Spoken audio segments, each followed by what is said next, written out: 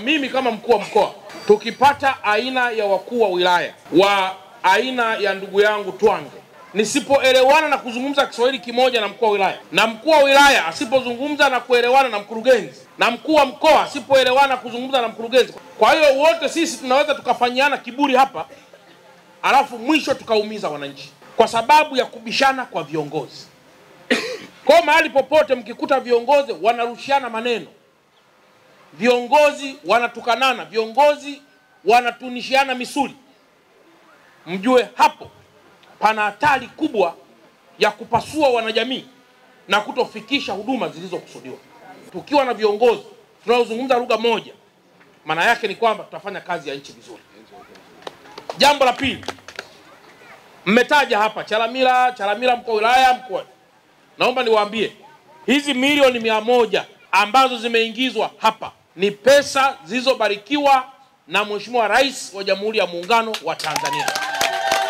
Na nataka niwaambie, siku zile nilipotoka hapa, yeye Mheshimiwa Rais alikuwa anarudi kutoka kwenye safari kubwa aliyokuwa amealikwa na rais wa kule Angola kwenda kulihutubia bunge, na nikamueleza kuhusiana haya, na akaniagiza nikazungumze na mkurugenzi mtendaji wa MSD anayeshughulika na masuala ya vifaa vya hospitalini. Yule mkurugenzi anamesema nikikamilisha tu kituo hicho nimpe orodha ya vitu vyote vinavyohitajika ili viingizwe kwenye hospitali. Kwa sababu mwakilishi wa DMO yuko hapa au DMO yupo, maana yake ni kwamba tukazane tumalize kituo chetu, halafu mengine yatafuata. Sisi tunaomba kama kwa mnapokutana na mambo, tuiteni viongozi, sisi tuwajibisheni hapa hapa, kwa kuwa tayari tuna mkataba wa kufanya maendeleo ya kwenu.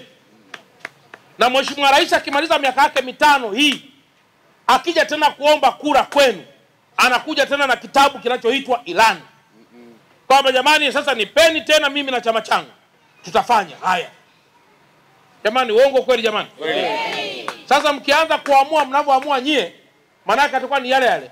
Barabara ambayo ilibidi pengine ijengwe mwakani, sasa itabidi ije ijengwe baada ya miaka 10, kwa sababu anayeingia lazima aanze kuwa na analena kidogo na vitu vingine.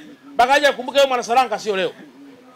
Na hasa vijana ndio mara nyingi ni watu wepesi sana kusema haya ndio maamuzi. Ni kama tu baba akikuudhi ndani ya nyumba, huwezi ukaanza kusema mimi na wewe sio babangu kabisa. Si mnaomba kapa? Wewe ndio kumuita babako, kwa sababu bila yeye wala usingekuwepo. Kwa hiyo nimeona niwaeleze haya ili sote tukae tunaelewa kwamba serikali inatujali sana.